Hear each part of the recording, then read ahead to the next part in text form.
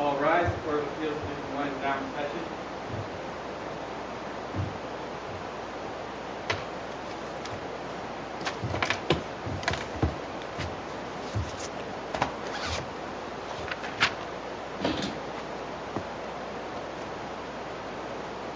Thank you all. Please be seated.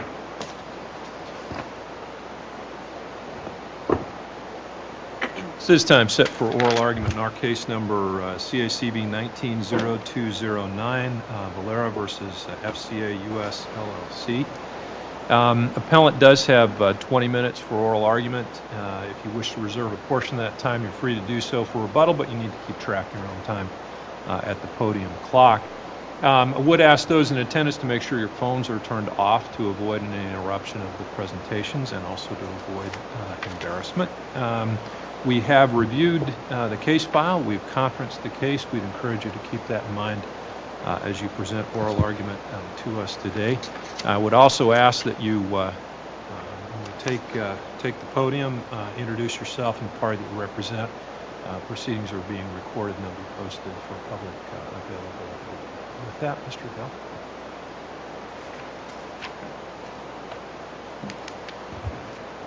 Thank you, Your Honors. I am Brent Gelfie. I represent the plaintiffs' appellants in this matter. There are really two questions presented today. The first is, would a state court jury finding that Chrysler violated Arizona's product liability laws by failing to install an existing NHTSA-approved system into its vehicle somehow stands as an obstacle to a federal government concern? In this case, primarily NHTSA's concern for the safety of the driving public. The second question, and it's related to this, is given this court's ruling in Dashi, can this court explain, explicate what Dashi means and what it doesn't mean? And I'd like to very briefly address those two issues. The first, there is simply no obstacle preemption in this case. Chrysler developed Forward Collision Warning Plus. It's a system that NHTSA, and we actually copied the language into our brief, Your Honors. NHTSA says meets its performance criteria and it recommends to consumers. So the question, so you've got a performance system that meets NHTSA's approval. It was selectively installed in different trim levels of this particular vehicle model, the 2014 Jeep Grand Cherokee, 5 trim levels. 2 of them had it as standard features.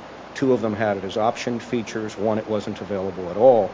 So that's the question that we believe, that's the decision that we believe a jury gets to question. Did they make the right decision under Arizona's product liability laws? And in that sense, it's simply a failure to install a safety device case. There are hundreds of them all over the country that go on all the time. So you've got a selectively installed safety system that meets NHTSA's performance criteria, is recommended by NHTSA, in a situation where NHTSA for more than 2 decades has been aggressively encouraging installation of this very technology. How is this any different than Dashi? Or what point of view of the effect of Dashi on this? Dashi involved a 2008 Nissan. In that case, Nissan, we believe, had developed forward collision warning products that it had installed in Japanese products, but there was no argument or evidence to suggest that forward collision warning products had ever been designed for or installed in the particular vehicle at issue in that case. Are the Japanese versions different than American versions in terms of the braking system? Well, in that case, there simply was no system. And so therefore, this court's concerns were, there were manifold concerns. Stifling innovation, if this court were to rule that a lawsuit could go forward against Nissan, setting specific standards of performance, a patchwork of liability, or allowing time for manufacturers to quote-unquote get it right or make successively better versions of these systems. So why don't those reasons apply here? I'm sorry, I didn't... Why don't those reasons you just expressed Why don't they apply here? Well, they don't exist. So the innovation has happened. Chrysler, in this case, innovated. It developed a system, Forward Collision Warning Plus, that detects an object in advance, warns the driver, and applies automatic emergency braking if a collision is imminent. And they can't make it any better than what they've been. No, they certainly can make successively better versions. They can certainly do that. But NHTSA, remember, is encouraging installation and then successively better versions. In fact, those words, successively better, imply you have to install the first one to make successively better ones. And so, sure, Chrysler's free to continue to innovate. NHTSA would love for them to continue to innovate. But at this point, none of this court's concerns in DASHE exist anymore. They've innovated. They have a system. They've designed it and installed it on this particular vehicle model. They're free to continue to innovate, no problem. But they have set the specific standards of performance, where there were no standards of performance in the DASHE case, in the Nissan vehicle. And part of this court's concern, I think, was you're going to have an Arizona jury setting specific standards of performance that may or may not comport with what NHTSA wants to do. That doesn't exist in this case. Chrysler set the standards. And assuming the case goes forward, our argument will be they optioned safety, something NHTSA and the NTSB have actively discouraged. They don't think safety systems should be optioned, and they should be installed, and that's what they want to have happen. So, when NHTSA acts in a field like this, in a safety field like this, is it more likely to issue a standard of performance? In other words, whatever you do will have to have this effect, or will it be more likely to say, here's a device, install this device? It can happen either way. In the denial of rulemaking in 2017, it really forms the taproot of the whole preemption argument. NHTSA's concern was if we set standards at this early stage of development, we don't believe it's an early stage, but NHTSA appeared to, then we will be maybe stifling innovation. And they wanted manufacturers to innovate. Chrysler did so, to their credit. To their credit, they did so. They developed Forward Collision Warning Plus. It met NHTSA's approval in terms of meeting its performance criteria, and NHTSA, in fact, recommended it to buyers. And so, therefore, none of those concerns exist. And let me make one other point about DASHE, because I think DASHE, this court, in that case, actually set the limits.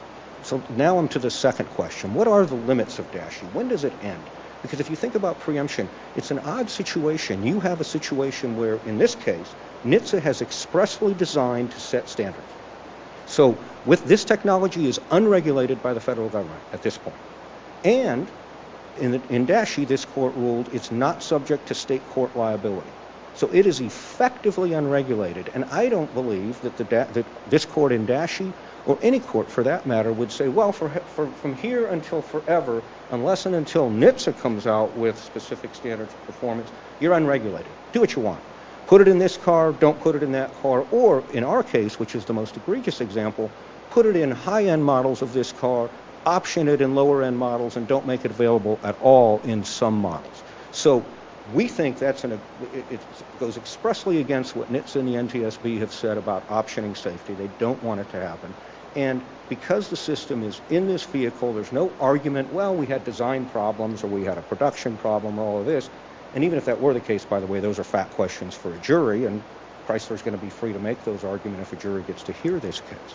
But let me answer your question about DASHE, if I could. So DASHE, we believe, set the limits. At paragraph 30 of DASHE, and it's page 10 of the version that I have, this court went through some of the regulatory history, and it was analyzing the Williamson case. And it talked about what the DOT said in the context of Williamson. And there's a quote. It says, quote, the federal standard will supersede state law if the effect of state tort law would be to, quote, impose a performance standard on a motor vehicle that is inconsistent with the federal standard. That's the linchpin, really, of DASHE. There's some other issues there about innovation and some other things, but that's the linchpin. And here, there's no concern about it. But isn't that, I mean, aren't you really kind of going to the core of what implied obstacle preemption is, because it is not the standard. It's that the federal agency has looked at the issue and has said, hey, for now we're not going to step into this area in a regulatory fashion, yet that still preempts state law.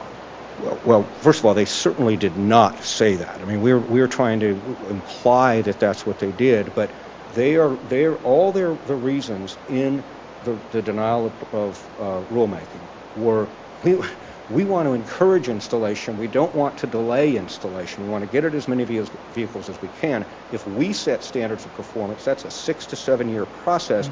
We can't wait for that. We need manufacturers to do it sooner to get this into vehicles. Chrysler did that. They got it into this particular vehicle.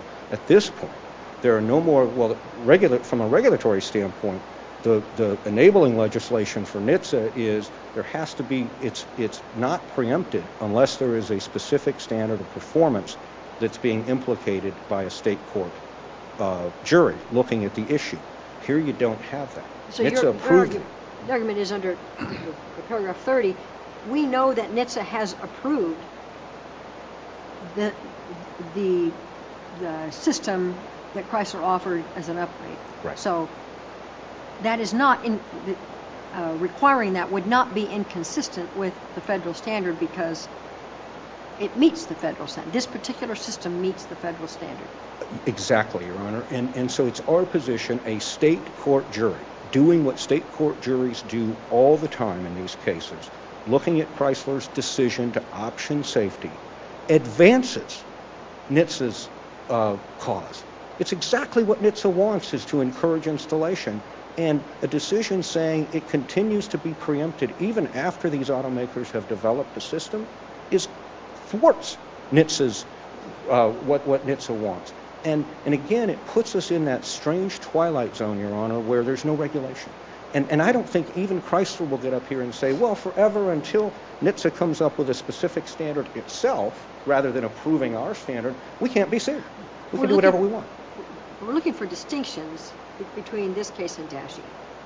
And we're told, I think there's agreement in the briefs that even in 2008, when the Dashi car was sold, there were AEB systems in existence. Were those systems approved by NHTSA at that time? No.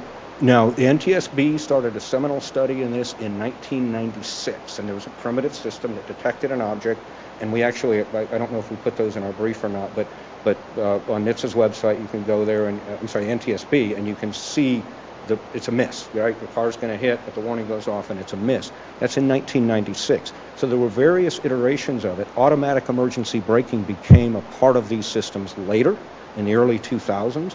So by 2008, these systems were installed in some vehicles around the world, but there was no standard setting, and NHTSA hadn't said, as they do in this case, this meets our performance criteria. So that's a distinction, maybe.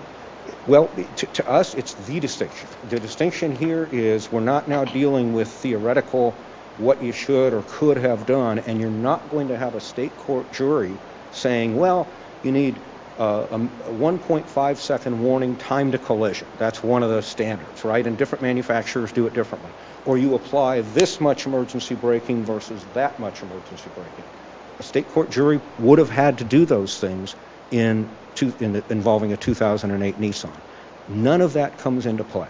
It's a question of could or should this system have been installed throughout all trim levels of this particular vehicle, and then it's going to be our burden to prove a couple of things, Your Honor. State of the art. They get to make all their arguments, well, it wasn't, and to prove that had the system been installed in this vehicle, it would have resulted in a miss or a much less catastrophic accident where Vivian Varela wouldn't have been killed.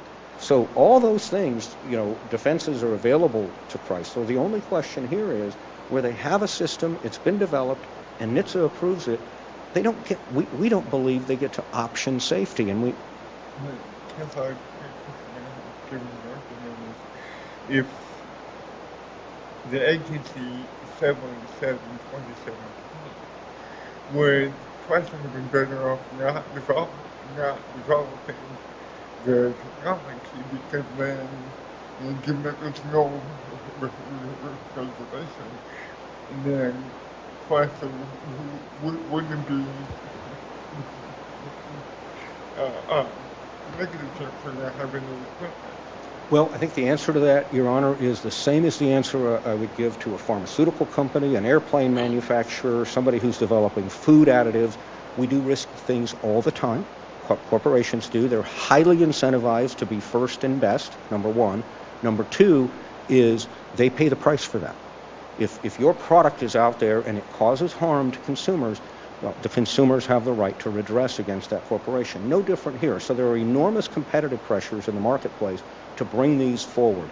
Toyota made them standard, believe throughout its 2018 model line, and even NHTSA has set the bar at, I believe, 2023 that they need to be in systems. So the only delay, we believe, would be if preemption, the DASHE preemption ruling, were extended to situations where they have a system, it's been approved, and they decided to option safety, which NHTSA and the NTSB have repeatedly condemned.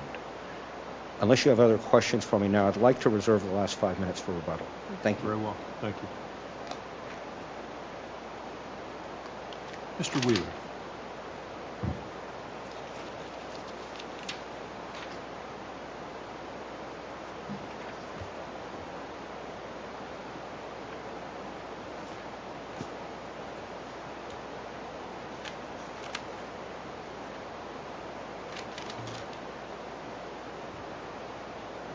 Good morning. May it please the Court, Travis Wheeler on behalf of the defendants' appellees.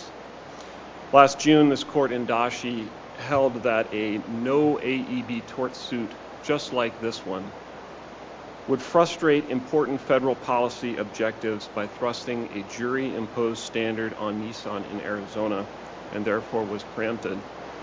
And the exact same is true in this case against FCA.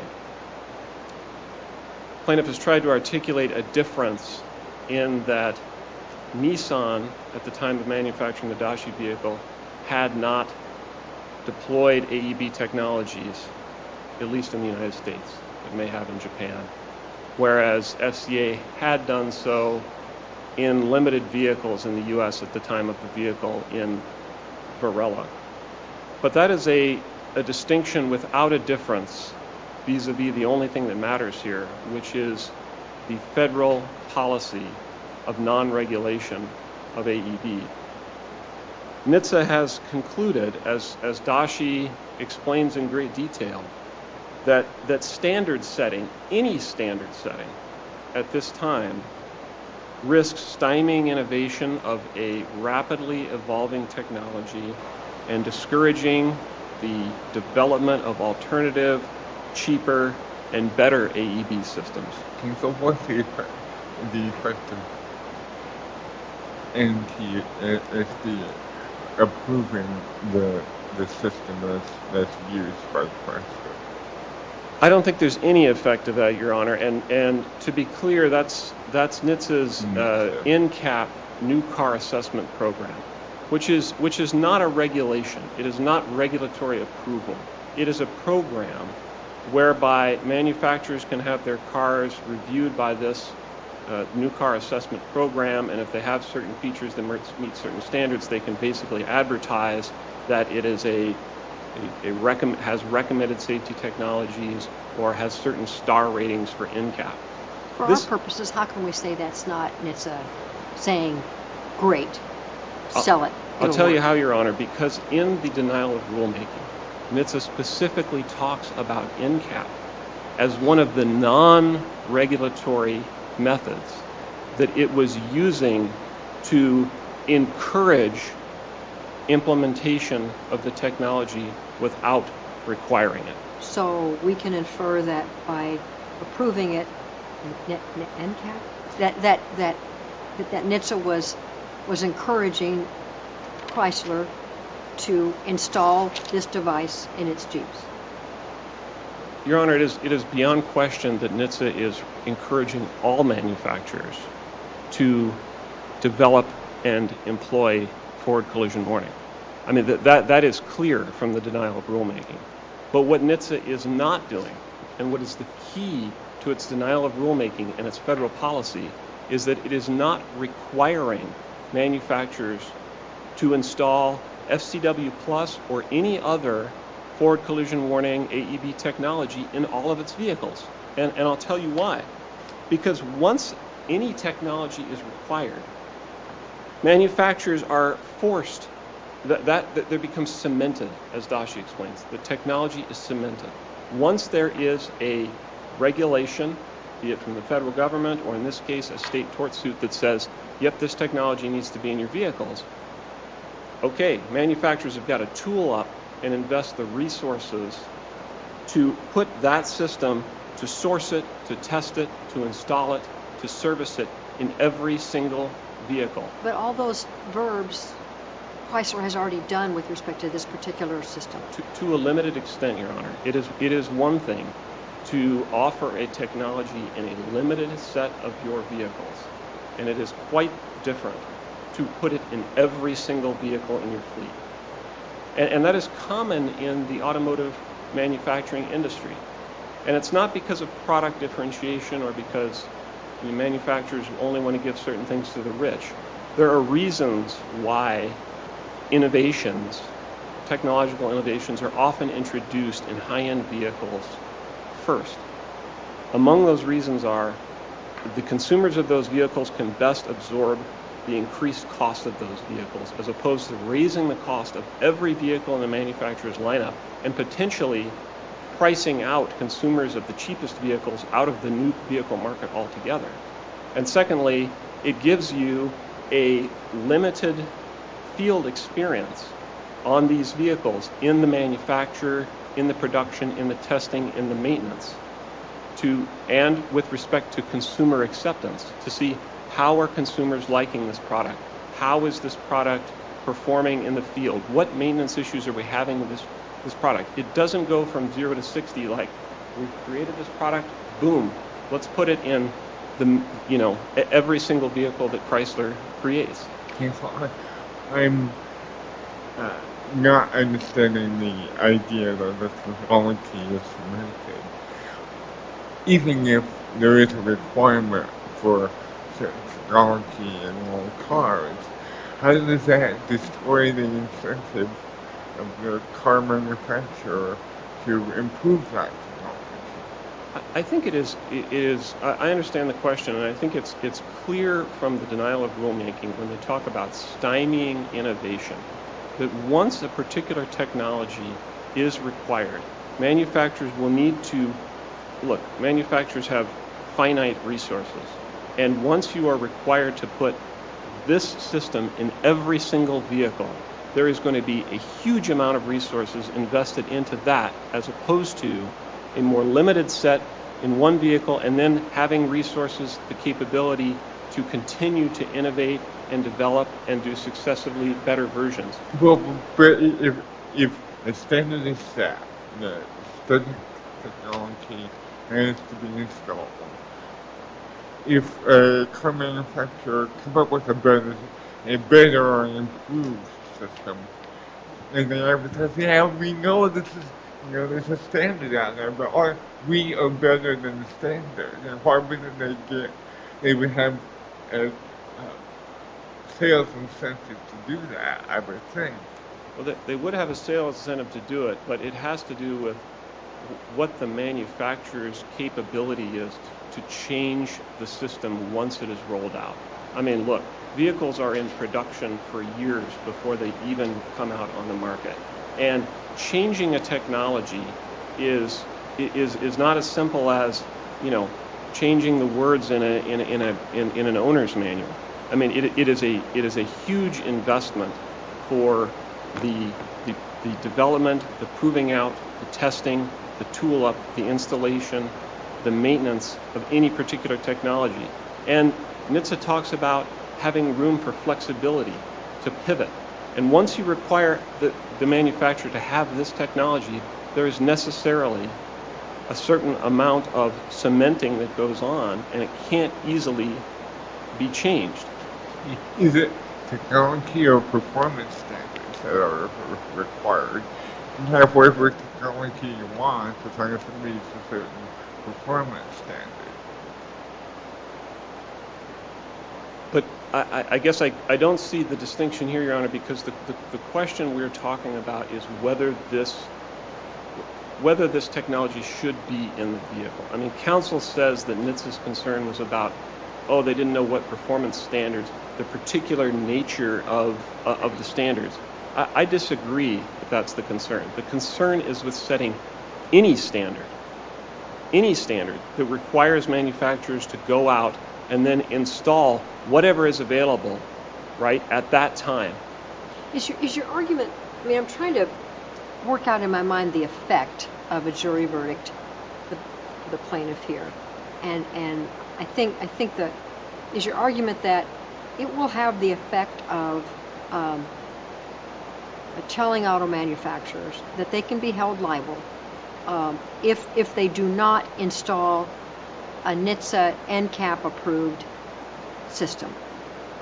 And so everyone will quick install the lowest level of system that NHTSA has approved and stop innovating? Is that the problem? That is the problem, Your Honor. I disagree with the idea that NHTSA has approved this through NCAP. But I understand your point that NCAP has reviewed the technology. But yes, that's exactly right. That's the risk. And that risk is exactly the same, Your Honors, whether we are talking about Nissan in Dashi or Chrysler in Varela. It is exactly the same. I mean, in Dashi, the court determined that Nissan, who was innovating the technology but had not deployed it in the United States, needed the breathing space to continue to innovate before rolling it out in all their vehicles. It's exactly the same here. Just because Chrysler has selectively rolled out some type of technology in the United States doesn't mean that Chrysler has gotten it right and innovation should cease and they should just put that in every car any more than Nissan should put whatever system they had in Japan in every car. What's your best case for the proposition applying the doctrine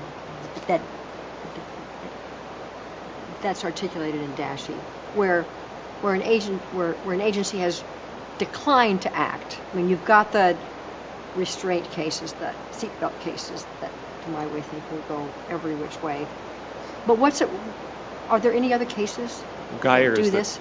Geyer, Your Honor, is the best case, because Geyer is a case where there were proposals to require manufacturers to put airbags in all vehicles. And NHTSA wanted to encourage airbags. It wanted to encourage airbags, but there are competing considerations. It recognized there were risks with airbags, like most safety technologies, and there was a danger of rolling it out too quickly, of stymieing continuing development, of putting it out there before the public was ready for this technology to be in every single vehicle. And they decided that the best way to do it would be to, in that case, require something less than having it in every vehicle. And that is what NHTSA has done here.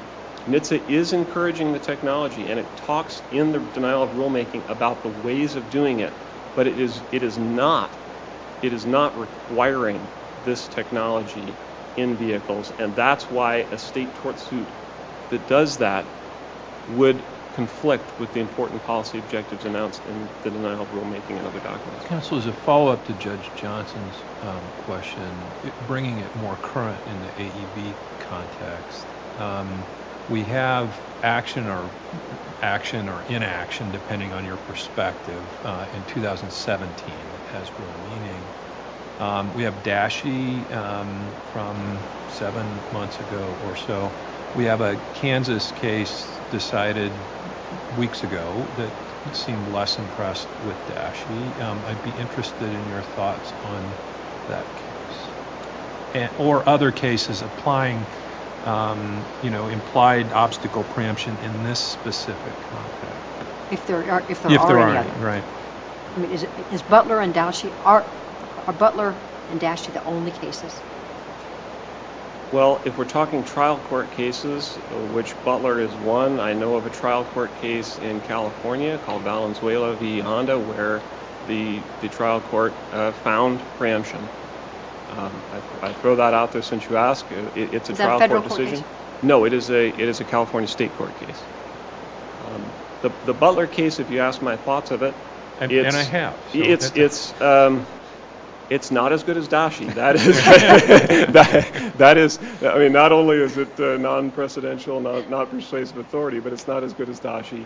It is, I will note, talking about heavy trucks, tractor trailers. I don't know what all the briefing was below in terms of how significant a difference it is. It is a different space. It is a different type of vehicle that has had a somewhat different regulatory history than passenger vehicles like Dashi. So with that respect, that could be a big distinguishing factor of Butler. But overall, my thought about Butler was, putting that aside, I just feel that Butler gave short shrift to the important policy objectives that are announced in the denial of rulemaking and all of the other federal policy documents that are laid out in detail in Dashi to say, this wasn't just the federal government deciding, we're not quite ready to do this.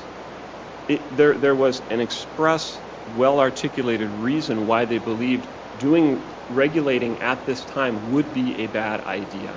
And that is different than the Spriatzma case, the Mercury Marine, that the Butler court relied on very heavily. Because in that case, we're talking about propeller guards on boats, which I submit is a much less sophisticated technology than AEB. And there was some sort of practical concerns of, I don't know if this can be really put on every type of boat. And we decided, we're not going to do it at this time. But there was not the announcement of a federal objective. No, we think this would be a bad idea, and we need to give manufacturers the breathing space to continue to innovate, to develop, to roll this out in a time that makes sense to them, in a time that will be safe and allow for consumer acceptance, keeping costs down, all of those considerations that NHTSA has articulated that are behind the denial of rulemaking in this context that are not there in Spriatzma. So what has to happen to put an end to this implied obstacle preemption of this arena? Well, NHTSA has to change its announcement of its important federal policy objectives with respect to regulation. I mean, that's what preemption is about. It's about whether a state court regulating would conflict with what the federal government has announced as its policy. So it needs to say something. It needs to say something. It needs to adopt a rule. It needs or say to adopt, we don't care anymore. Yes, it needs to say something to change that federal policy so that there is no longer a conflict. That's right. Is there another example in the development of the automobile that is like this that we can think about? Well, I mean, safety technologies. I've thrown out airbags. Airbags are technologies that have a large upside, but also present risks. Right? Airbags can be dangerous. Airbags have huge consumer acceptance. We have to remember, we read Geyer now and we think airbags. Of course, airbags. Everybody wants airbags. At the time, though, it was a controversial technology. There was concern that it would discourage people from wearing seat belts. There was concern that children or small adults in the front could be injured. There were serious concerns about just rolling this technology out, and I suggest some of the same concerns exist with forward collision warning.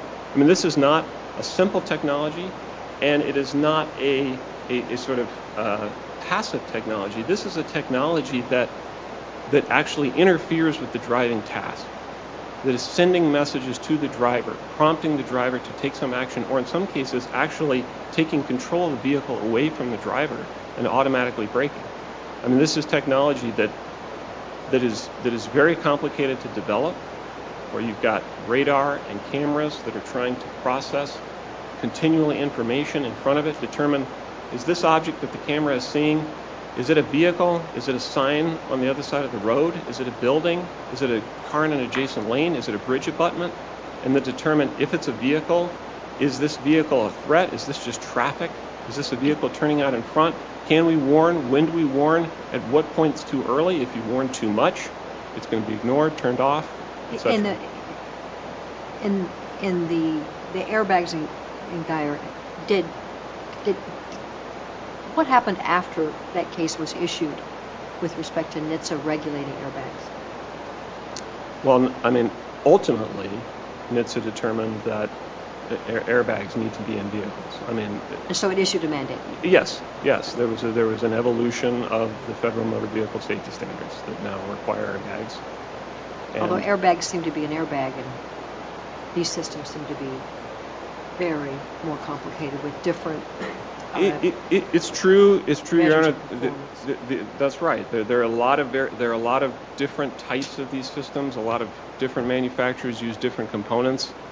Even once you have the components, these work on computer software algorithms that are processing this information and making constant choices to classify information and determine whether a warning should be given based on myriad factors from the environment, from the speed of the vehicle, from the speed of the vehicle up ahead, et cetera, et cetera. So yes, this is not a one type of technology. It is a manifold area of technology with lots of variations, for sure. I think my time is up. Thank you. Yes, thank you, Mr. Wheeler. Mr. Gelfi, rebuttal.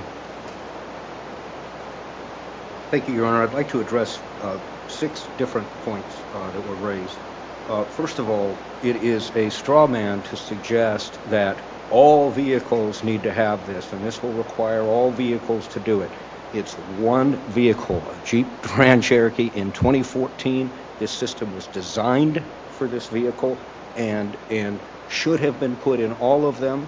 And just like a number of cases in Arizona and other jurisdictions, failure to install a safety feature is actionable under state product liability law.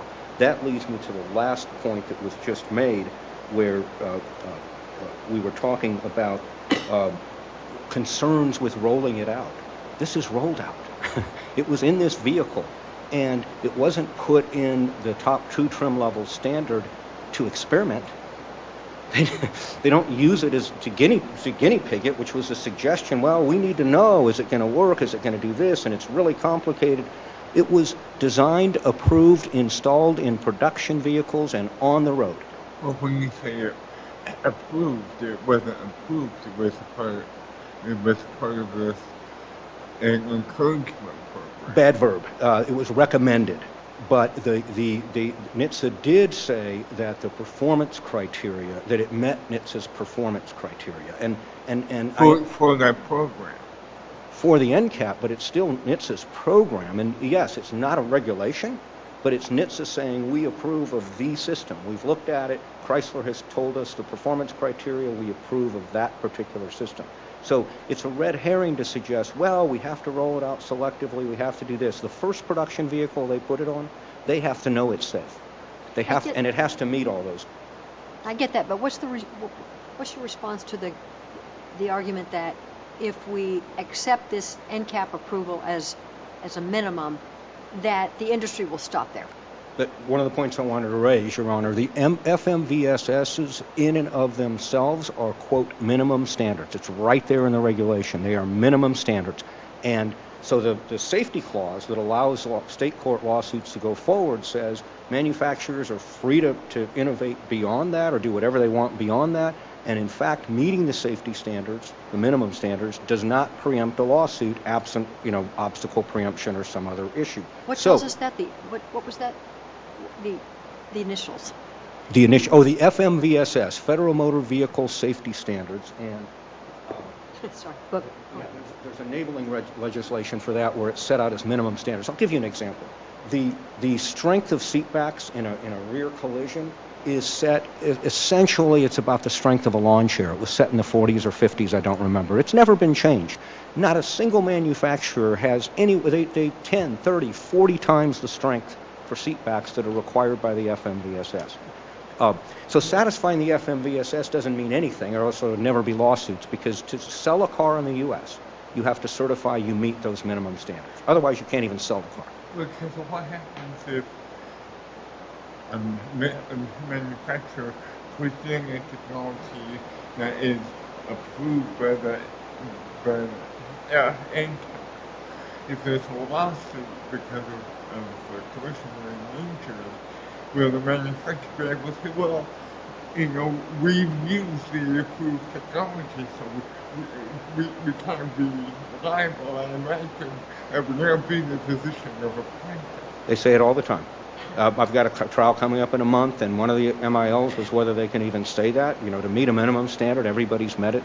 But that's the argument that car makers make, is we met the standard, therefore we must have done everything right. It's not the law. The law is that a state court jury can look at that issue and decide differently. Stymieing innovation, which I know is an issue. Again, the FMVSS are minimum standards. Car companies are always trying to improve on those minimum standards. There are all kinds of competitive factors that compel the introduction of these technologies and successively better versions of the technology. This is exactly what NHTSA contemplated in the denial of rulemaking. Roll it out and get successively better versions of the technology. 2 quick points on Geyer. 1, Geyer is an outlier. It wasn't concerned with innovation and all these other things. It wanted, the NHTSA wanted information on 2 systems. They actually set up the percentages they want between this restraint system and that restraint system. There were 2, and Honda had to meet one of them. So the court said, well, to say that you use one and not the other and you can be sued for that can't work, because you only had those 2 choices that NHTSA gave you. Last point about Geyer. It's the only preemption case out of the Supreme Court. Williamson, Freightliner, Myrick, go through the list. They do not have preemption.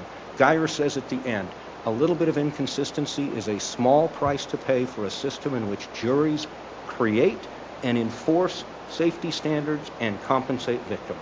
That's what should happen in this case. Thank you. Counsel, thank you very much for your presentation today. Thank you for your briefing as well. We will take the matter under advisement. We'll issue a written ruling in due course. Thank you. Court stands adjourned.